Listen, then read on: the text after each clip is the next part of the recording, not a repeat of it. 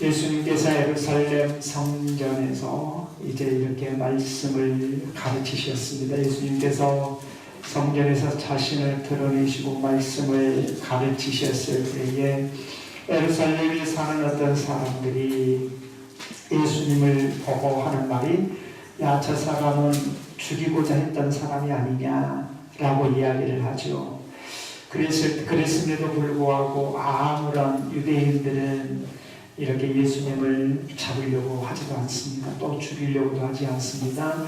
뿐만 아니라 32절의 말씀에 보면 바리새인과 대제사장이 예수님을 잡으려고 경비대원들을 예수님에게 보냈지만 그들조차도 예수님을 잡지 못하죠. 왜냐하면 그것은 30절에 말씀하고 있는 것처럼 아직 때가 이르지 아니했기 때문이다, 이렇게 말씀하고 있음을 보게 됩니다.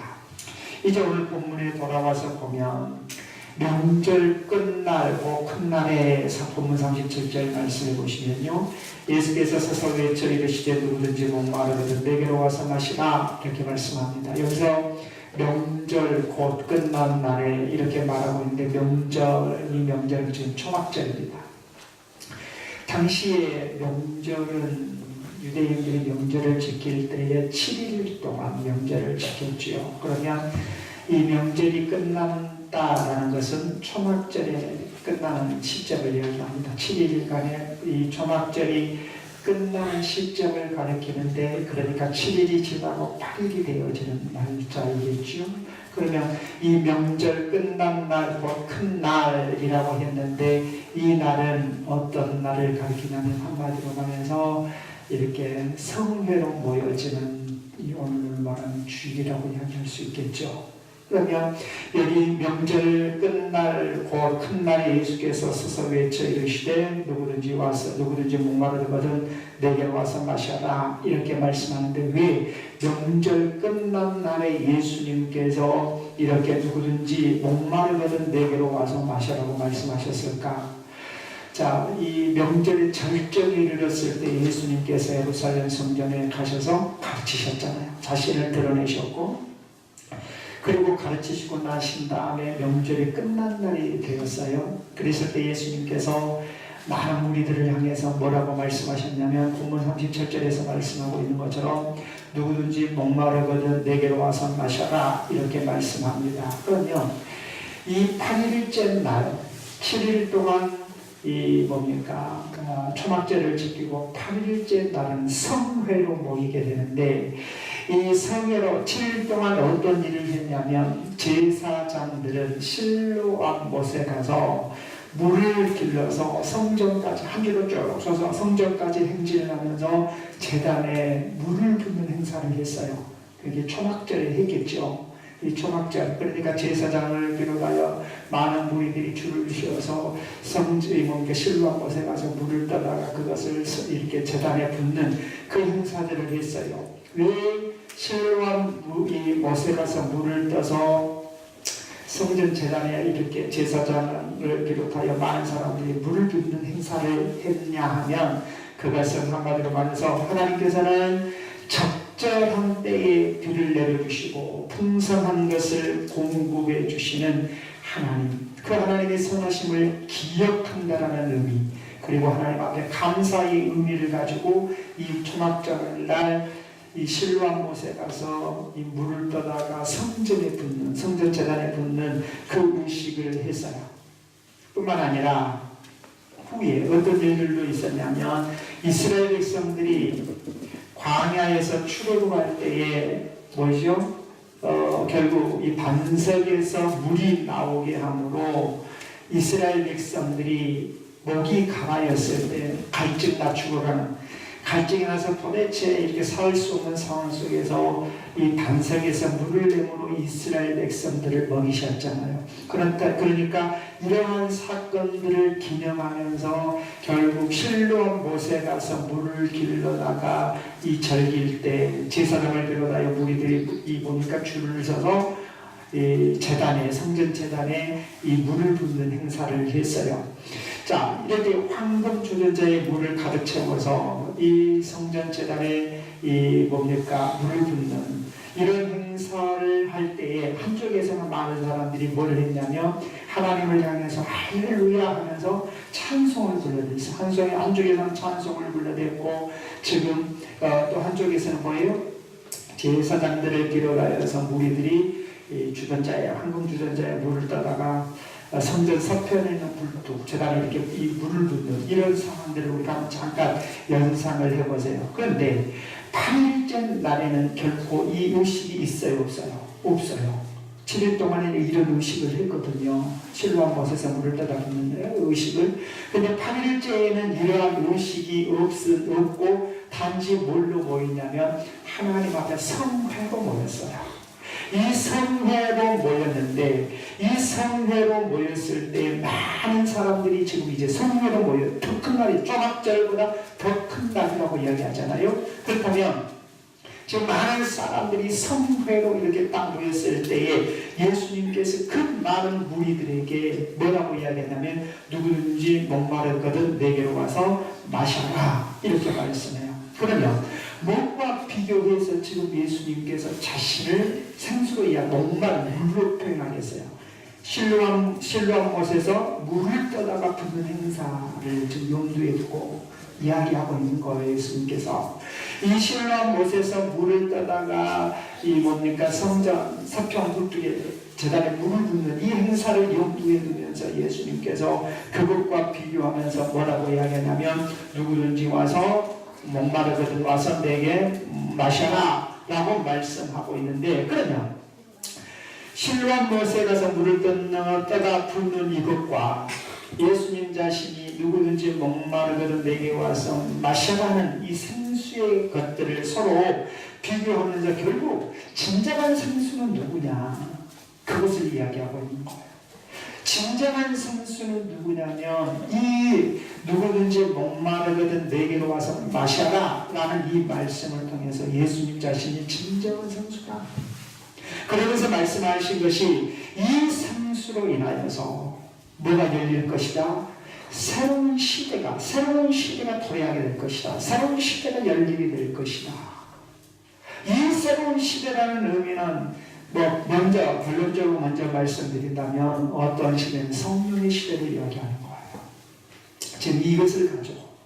자, 그런데 우리가 아까 제가 말씀드렸던 것처럼 이스라엘 백성들이 출애굽하여서 신광야를 따라 르비딤에 도착을 했을 때 먹을 물이 없었잖아요. 그래서 이스라엘 백성들이 모세와 아론을 원망합니다. 우리와 우리 자녀와 우리 가축까지 먹을 물이 없어서 여기서 목말라 죽게 하느냐 라면서 이 이스라엘 백성들이 모세와 아론을 원망했을 때 하나님께서 하나님의 산 호렙에 서게 하고 거기에 반석을 칠하죠. 그 반석을 통해서 하나님께서 물을 내세요.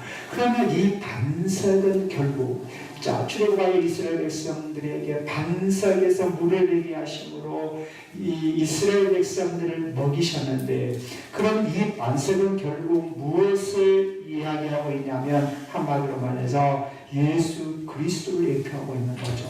이 반석 대신 예수 그리스도를 예표하고 있는데, 그러면 구약의 이스라엘 백성들이 갈증이 나고 가라였을 때 그들의 갈증을 해소해 준 것은 반석에서 물을 내심으로 벌써 이스라엘 백성들의 갈증을 가라게 해줬잖아요. 그러면 신약에 와서는 결국 그 반석이 누구임을 이야기해요? 예수 그리스도임을 이야기하는데, 인생의 갈증을 해결해 주실 분 누구다라는 것을 이야기하냐면 이 말씀을 통해서 예수 그리스도가 우리 인생의 갈증을 해결해 줄 자다.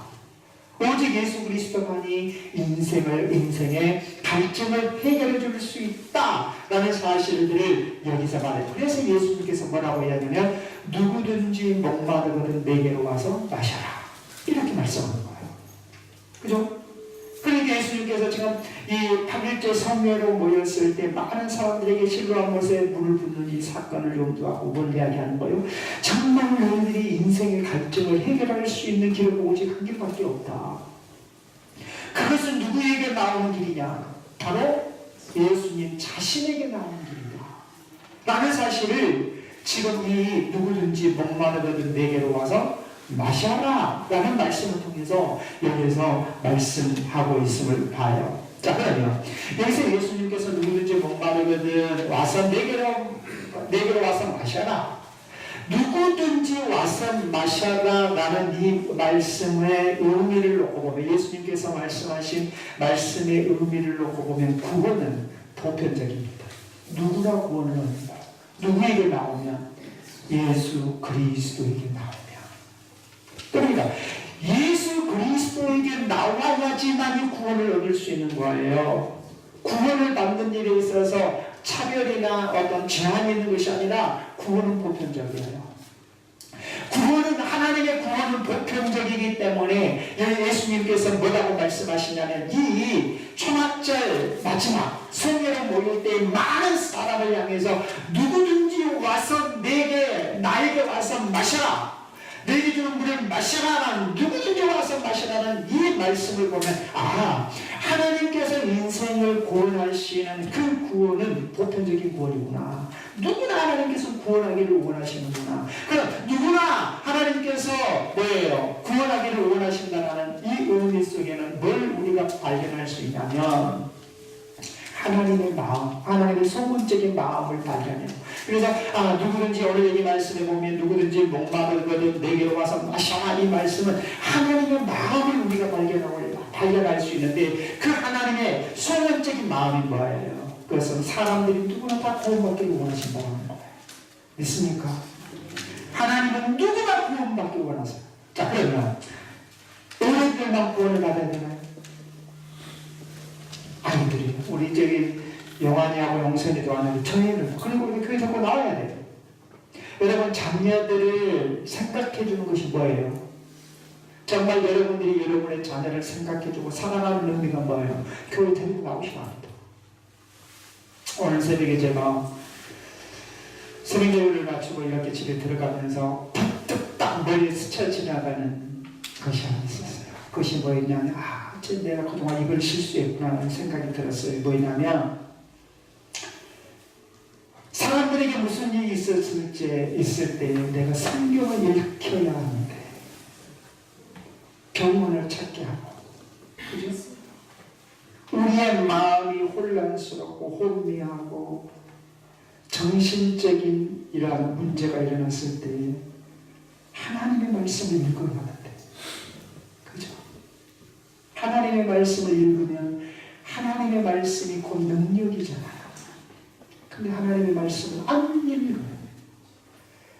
그러니까 해결할 방법이 없는 거예요. 해결할 방법.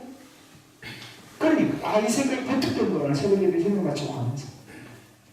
그래서 제가 좀 미안해하는 거. 여러분, 자녀들에게 어떤 일이 있으면 성경을 읽히십시오. 아셨죠?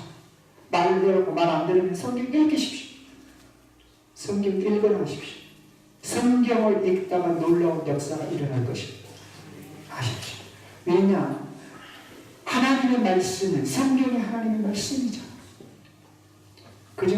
그렇다면 우리가 하나님의 말씀을 읽지 아니하고 어떻게 우리가 지탱할 수 있어요?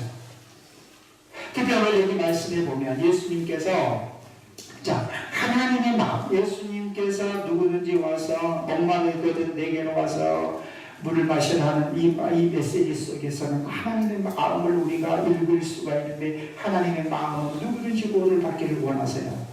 그렇다면 저와 여러분들이 한번 생각해 보세요. 아이들을 교회에 잠재워 놓은 거, 그래 오늘 피곤하니까 자, 이것이 얘기 생각해 주는 건가요? 아니요, 절대 아닙니다. 오히려 마음이 안 오십니다. 그걸 깨달으셔야죠. 근데 피곤하니까 생각해 주는 척하죠. 그래 피곤하니까 더 자, 오늘 교회 오지 말고 더 자, 이게 생각해 주는 거냐 이 말이에요. 이건 아닌 거죠. 아니면 아니죠. 안 그렇습니까? 아니면 아니잖아요. 우리가 분명한 그런 신앙의 무엇을 가져야 돼요? 분명한 의식을 가져야 됩니다. 자, 보세요. 오늘 말씀해 보면 목마르거든 누구 하라? 누구든지 하라. 누구든지 와서 뭐해라? 내게 마셔라. 이것은 그것은 하나님의 마음. 그래서 우리가 디모데전서 2장 4절 말씀해 보시면 하나님은 모든 사람이 구원을 받으며 진리를 아는 데 이르기를 원하십니다. 누구든지. 근데 우리는 어쩔 때는 뭔 생각을 갖냐면 교회에 나올 때 자녀들은 별로 구원적인 의미를 생각 안 해요. 우선 나만 생각하는 거예요. 그러나 우리는요, 오늘 주님이 말씀하신 이 내용을 보면서 우리 주님은, 우리 하나님은 누구든지 오라 그래요. 아셨죠? 차별이 없어요. 구원을 받아야 할 우리 인간이 어린아이나 어른이나 차별을 두지 않고 구원을 받아야 된다고 말씀하고 있어요. 그렇다면 우리가 분명히 우리가 부모된 입장에서 또 우리가 신앙생활을 하는 나의 입장에서 내 신앙관이 어떤 신앙관을 가지고 있느냐가 너무나 중요한 거죠. 특별히 예수님께서 이렇게 말씀하신 여기서 누구든지 목마르거든 내게로 와서 마셔라 라고 했을 때 이 목마름에 대해서는 우리 원래 생각할 때 뭐만 생각할 수 있냐면 육체적인 목마름만 생각할 수 있는데 여기서 말하는 것은 육체적인 목마름만이 이야기하는 거 아니에요. 지금 예수님께서 여기서 만약 누구든지 목마르거든 내게로 와서 마셔라 라고 했을 때 이 목마름은 육체적인 목마름을 이야기한 것이 아니라 영혼의 목마름이에요. 구원의 목마름이에요. 자, 구원의 영혼의 목마름, 즉 구원의 목마름이 있다는 것을 우리가 성경을 통해서 봐요. 사도행전 3장에 보면 어디 누가 나와요? 니고데모가 나오죠. 그에게는 목마름이 있었어요. 그래서 밤중에 누구를 찾아와요? 예수님을 찾아와요. 내가 어떻게 구원을 얻을 수 있습니까? 거듭날란다. 이렇게 말씀하는 내용을 보잖아요. 우리는 얼른 생각했을 때 목마름 그러면 육신적인 목마름만을 생각하고 살아갈지 모르겠으나 그러나 우리에게는 목마름이 영혼의 목마름이 있어요. 구원의 목마름이 있다 이 말입니다. 그러면 영혼의 목마름, 다시 말하면 구원에 대한 이 목마름, 갈급함은 누구에게 나가야 되느냐? 누구에게 나가야지만 나의 영혼의, 나의 구원의 이 목마름을 해결할 수 있느냐? 오늘 본문에 보면 누구에게 오라고 초청하세요? 나에게로 와라. 예수님께서 말씀하고 있어요. 누구든지 목마르거든 내게로 와서 마셔라 라고 이렇게 말씀하고 있음을 볼 때에, 자 그러면 이 요한복음 4장 14절 말씀에서 보면 뭐라고 이야기하냐면 내가 주는 물을 마시는 자는 영원히 목마르지 아니하리니 내가 주는 물은 그 속에서 영생하도록 솟아나는 샘물이 되리라. 뿐만 아니라 요한복음 6장 35절에 나를 믿는 자는 영원히 목마르지 아니하리라 이렇게 말씀해요. 그러면 이 말씀을 볼 때 우리가 영혼의 목마름이나 아니면 더 나아가서 우리의 구원의 갈증 이런 문제를 해결할 수 있고 내 구원의 갈증을 충족해 줄 수 있는 분은 누구밖에 없다고 여기서 말하냐면 예수 그리스도입니다. 그래서 우리는 확실히 가지고 있어야 하는 이 신앙과는 우리의 구원은 누구밖에 없어요? 예수 그리스도입니다. 예수 그리스도 외에는 결코 우리의 구원적인 목마름을 해결해 줄 자가 없다 이 말입니다. 그래서 예수님께서 뭐라고 말씀해요? 오늘 여기 한번 봐세요. 38절 말씀에 나를 믿는 자는 성경이 이름과 같이 그 배에서 생수의 강이 흘러나오리라 하시니 라고 말씀하고 있습니다. 여기 38절 말씀에 나를 믿는 자는 성경의 이름과 같이 그 배에서 생수의 강이 흘러나오리라 라고 했는데 요한복음 4장 14절 말씀에 보면 예수님께서 사마리아 여인에게 하는 말이 내가 주는 물을 마시는 자는 영원히 목마르지 아니하리니 내가 주는 물은 그 속에서 영생하도록 솟아나는 샘물이 되리라 이렇게 말씀해요. 자 그러면 예수님께서 어떤 자에게 이 말씀을 하고 있는가를 우리가 중점 있게 봐야 돼요. 예수님께서 어떤 자에게 그 속에서 오늘 여기 말씀해 보면 생수의 강이 흘러나올 거라고 해요. 어떤 자에게? 예수 믿는 사람입니까? 예수 안 믿는 사람입니까? 여기 38절 말씀을 보세요. 나를 믿는 자는 그래요. 나를 믿는 자는 그러면 결국 예수 그리스도를 믿는 사람들 속에서는 그 배에서 생수의 강이 흘러넘칠 것이다 라고 말씀했는데, 이 말씀이 언제 성취가 됐어요? 사도행전 2장 1절로 4절 말씀에 나와요. 오순절날 성령의 임함으로.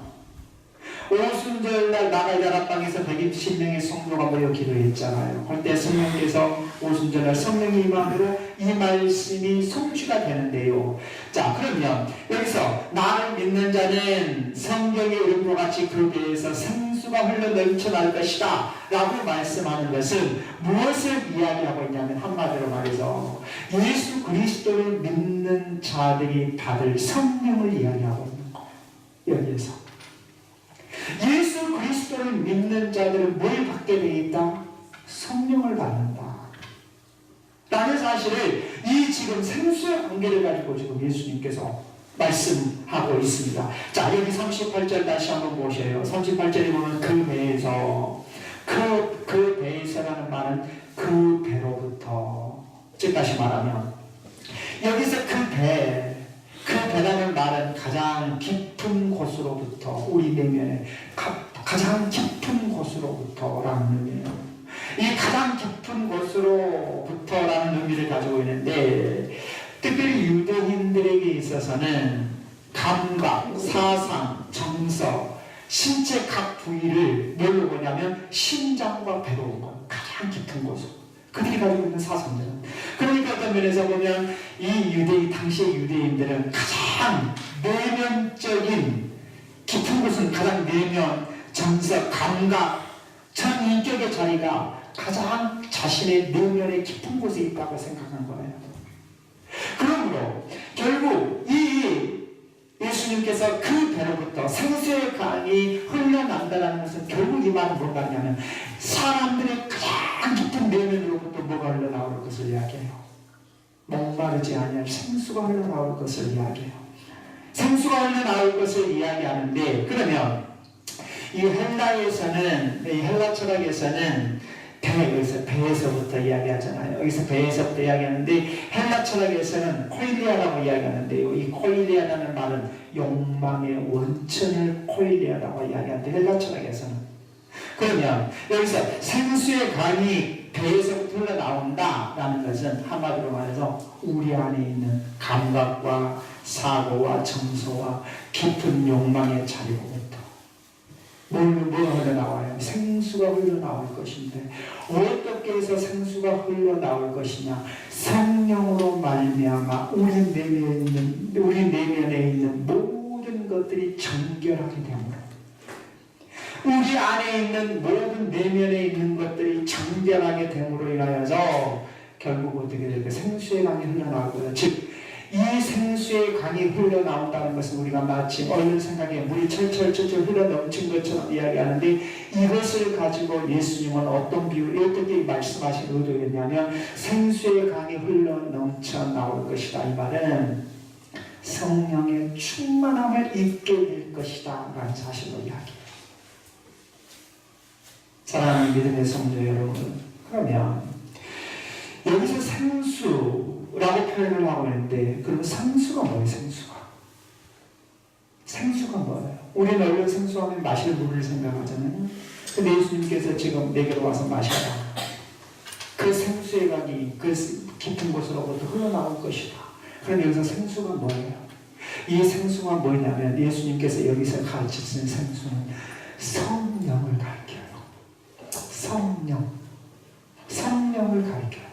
이 성령을 가리키는데, 성령의 임재하심을 가리키는 거예요. 성령의 임재하심을 가리켜야 되는데, 그러면 결국 이 말씀을 통해서 예수님께서 우리에게 가르치시는 것은 뭐냐면, 당시에 누구에게 성령의 임재함이 있느냐? 38절 초기에 말씀하고 있는 것처럼 예수 그리스도를 믿는 자에게 성령의 임재가 있을 것이다 라는 사실을 가르치고 있는 거예요. 그래서 여기 38절에 나를 믿는 자는 뭐예요? 나를 믿는 자는 성경의 이름과 같이 그 배에서 생수가 어찌 흘러나옵니다. 그러면 누가 성령을 받아요? 예수 그리스도를 믿는 사람들이에요. 이 38절의 의거에서 보면 결국 예수 그리스도를 믿는 사람 필수적으로 받을 것은 뭐예요? 성령이에요.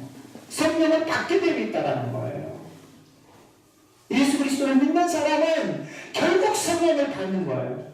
이 성령을 받는 것을 이야기하고 있는데, 그러면 이 성령을 받는, 예수 그리스도를 믿는 사람들이 성령을 받는다는 것은, 이것은 무엇이냐? 하나님께서 하나님을 믿는 자들에게 주어진 약속이에요.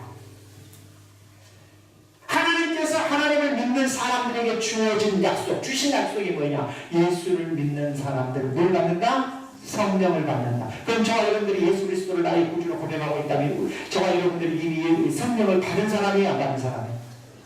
받은 사람입니다. 그것이 하나님의 약속으로 나타나고 있잖아요. 이미 내가 예수 그리스도를 믿으면, 나를 믿는 자는 그 안에서 성령에서 이룬 것 같이 뭐예요? 그대에서 생수의 강이 흘러넘칠 것이다. 성령이 임재하면 필수적으로 임한다는 사실을 이 말씀을 통해서 봐요. 그렇다면 결국 뭐냐면, 성령의 충만은 결국 어떤 사람들이 예수를 믿는 모든 이들이 받을 뿐 아니라 하나님께서 약속하신 것이기 때문에, 이제 저와 여러분들이 이 하나님의 약속하신 성령이 우리 안에 왔음을 믿고 살면 저와 여러분의 삶이 어떤 삶을 살아갈 수 있다고 오늘 여기 말씀하고 있냐면, 성령의 충만한 삶을 살아갈 수 있다는 사실을 여기에서 말씀하고 있는 것입니다. 사랑하는 믿음의 성도 여러분, 성령 충만하십니까? 어떻게 해서 성령 충만이 이루어지나요? 예수 그리스도를 믿어요. 예수 그리스도를 믿으면 성령을 받아요. 성령의 임재하심이 있어요. 그래서 성령의 임재하심이 있다면, 이제 우리 안에 성령이 임재해 계시기 때문에 우리가 어떻게 살아가는 것이 바로 성령의 충만이냐? 하나님의 말씀을 따라 믿음으로 살아가는 것이 성령 충만입니다.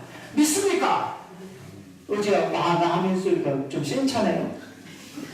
냄비 두들고 막 울고 펄딱펄딱 뛰어서 성령 충만 받은 것인가요? 아니에요.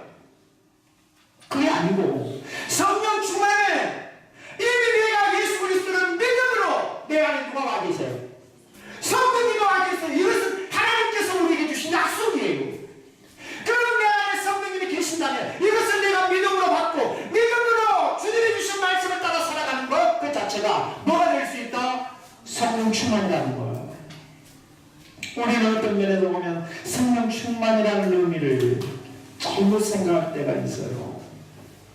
성령 충만의 의미는 하나님의 말씀을 듣고 그 말씀을 내 삶에 실제적으로 살아가는 것이 성령 충만이에요. 믿죠? 그래서 우리는 성령 충만한 삶을 사셔야 돼요. 성령 충만한 삶은 뭐예요? 말씀을 따라 믿음으로 사는 거예요. 이걸 성령 충만이에요. 아셨죠? 오늘 아침에 그러더만요. 제가 잠깐 새벽에 마치고 이렇게 가는 도중에 이 매체를 통해서 설교를 들었어요. 매 오살리 기도원에 가가지고 매 40일 뭐 금식하면서 기도도 하고 맨날 기도를 하고 애들도 잘 들리고 뭘 해도 뭡니까 기도의 응답을 못 받을 그거에 대해서 목사님이 설교를 하시더라고요. 가만히 저기 듣고 집에 가는 길을 듣고 들었어요. 근데 그 목사님이 내리신 결론은 뭐냐면, 저도 그 말에 동의가 돼요. 그 말이 뭐냐면 40일 금식해요. 40일 금식해 보셨어요? 나는 못 해봤어요. 아직까지 목회하면서. 죄송하지만 40일 동안 저는 금식, 제가 3일은 단식을 해봤거든요. 단식 아무것도 안 먹고 또 맨날 예배를 드려요. 맨날 기도를 해요. 근데 기도의 응답이 없어. 기도의 응답이 없는 이유가 뭘까? 그 목사님의 설교에 의하면 자신 안에 아직 매여있는 문제를 풀지 못하고 있다는 거예요. 기도는 하는데. 그래서 예수님께서도 뭐라고 말씀하셨어요? 자, 내가 하나님 앞에 헌금을 하려고 해요. 이 헌금을 하려고 하는데 내 가족으로부터 온 마음을 들을 것 같아요. 그럼 헌금하지 말고 이걸 나가 화해하고 난 다음에 헌금하라 그러잖아요. 그죠? 그러니까 실질적으로 우리가 하나님 앞에 기도를 하는데 기도에 응답하지 않았다. 내가 기도에 응답을 받지 못하고 있다면 내 안에 아직 풀어야 할 문제 하나님 앞에. 하나만 이야기한다면 누구를 미워해서요. 그 미워한 문제를 풀지도 않고 기도를 하면 하나님께서 기도 응답 안 해주신다는 거예요. 이해되시죠? 그러니까 그러니 우리가 하나님 앞에 기도하기 전에 내 안에 풀어야 할 문제를 풀고 기도하시는 거예요. 헌금하려고 할 때 이것이 듣고 원망 받을 것 같으면 형제하고 화해하고 가서 헌금 하라 이 말. 이해되시죠? 그래서 우리 하나님 앞에 기도할 때 그 원리를 따져요. 내 안에는 잡다한 문제들이 많이 쌓여있고 그 문제를 해결하지도 않는 상태에 하나님 앞에 눈물 콧물 짜가면서 기도한들 하나님께서 그 기도를 응답해 주시겠느냐? 아니라는 거죠. 아니라는 거죠. 사랑하는 믿음의 성도 여러분, 우리 안에는 이미 성령님이 계십니다. 내 안에 성령님이 계신다는 것은 뭘 통해서 알 수 있어요? 내 스스로가 주님은 나의 주시라고 고백하는 과정을 통해서 알 수 있는 거예요. 그렇다면 이제 내 안에 성령님이 임재해 계신다면 성령님이 임재해 계시는 표로 내가 성령이 충만한 삶을 살아간다는 의미가 뭘 통해서 나타나야 되냐면 오늘 저와 여러분들이 말씀을 들었다면 그 말씀대로 살아가는 거예요. 이게 성령 충만이에요. 믿죠? 그래서 오늘 저와 여러분들이 오늘 설교를 통해서 말씀을 들었다면 그 말씀을 따라 살아가니 내 심령으로부터 성령의 충만한 삶을 살아가고 있는 거예요. 사랑하는 믿음의 성도 여러분,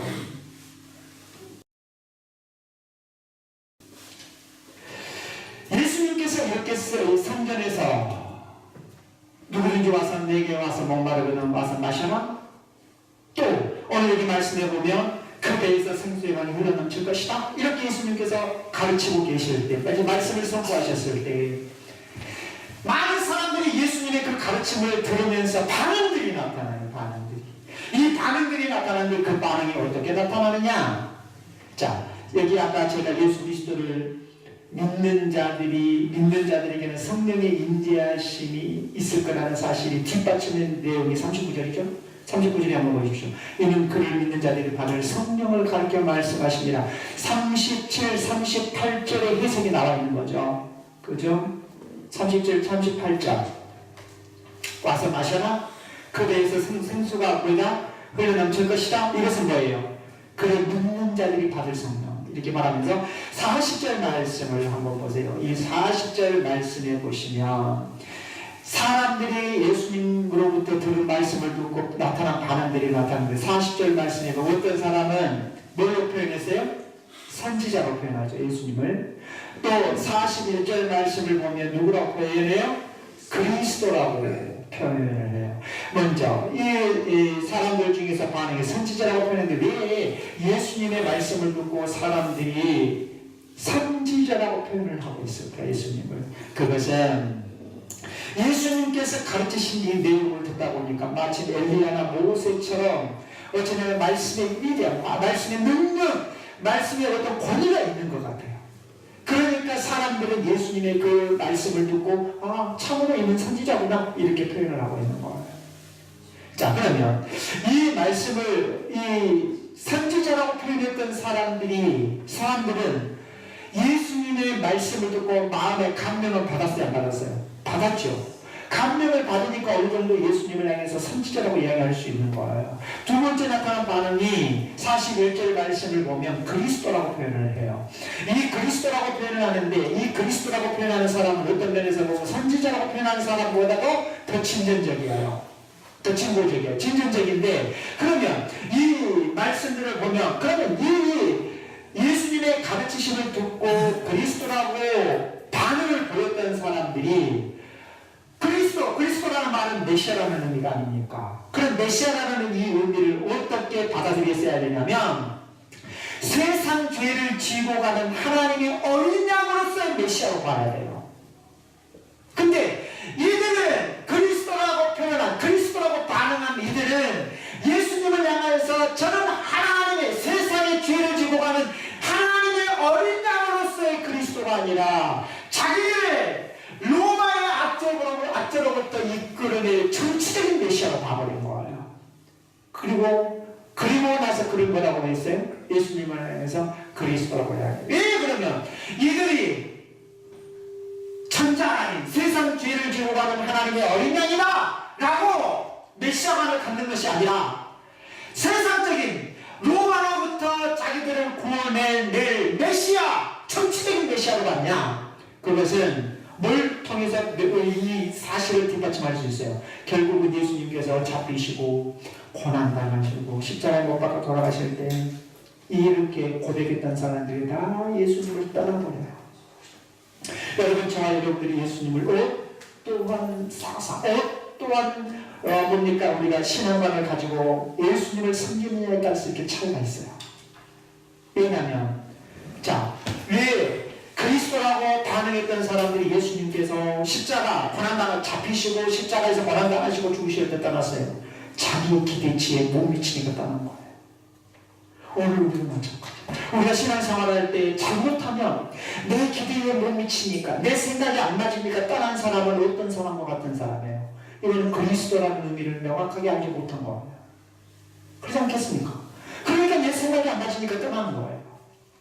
내 사고에 안 맞으니까 그리스도를 배교하는 거예요.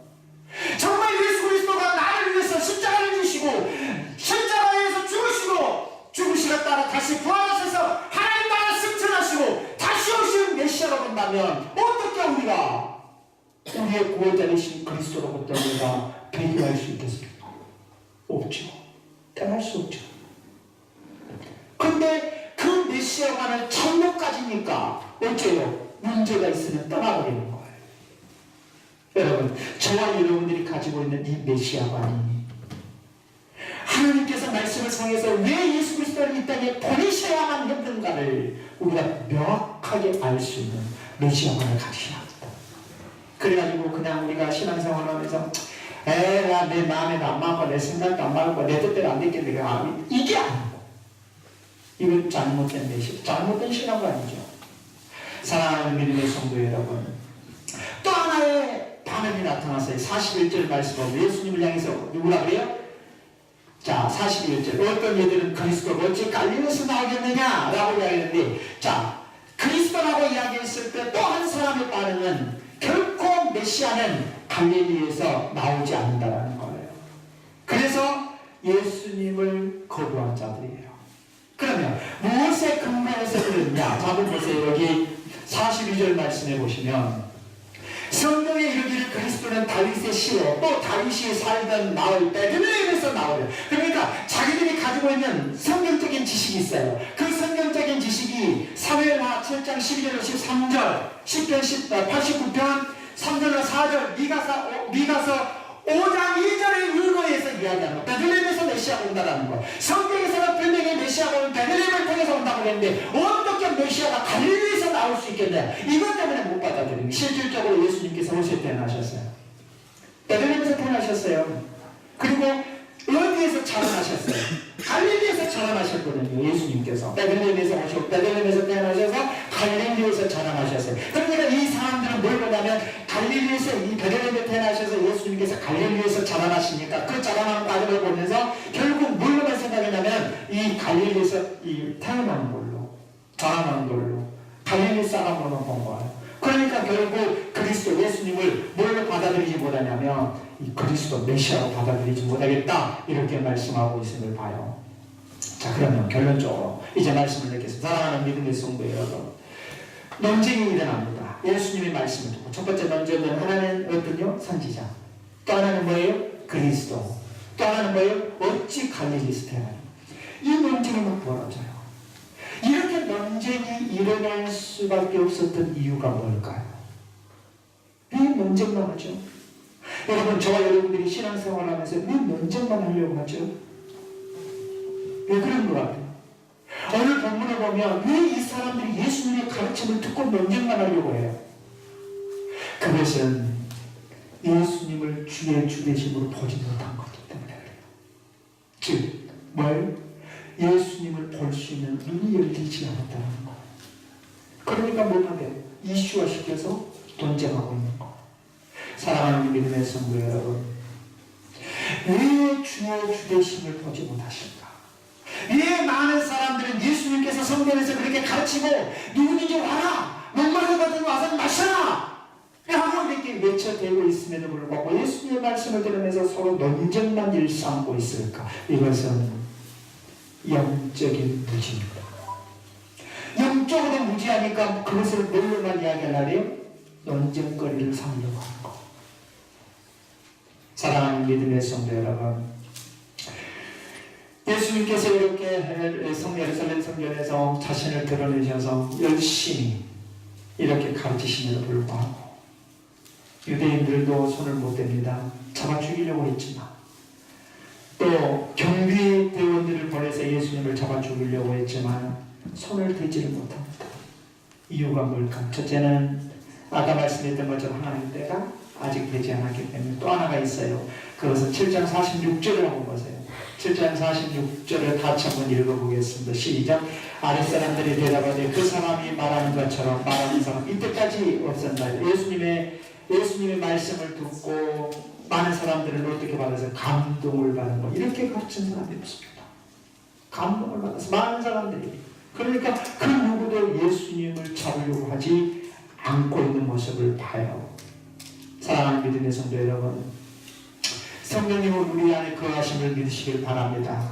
자, 그렇다면 성령님께서 우리 안에 거하심으로 인하여 우리 속에서 생수의 강처럼 우리의 목마름을 해결해 주실 뿐 아니라 우리의 목마름을 해결해 주실 영적인 구원적인 이 문제를 해결해 주실 분은 누구밖에 없다?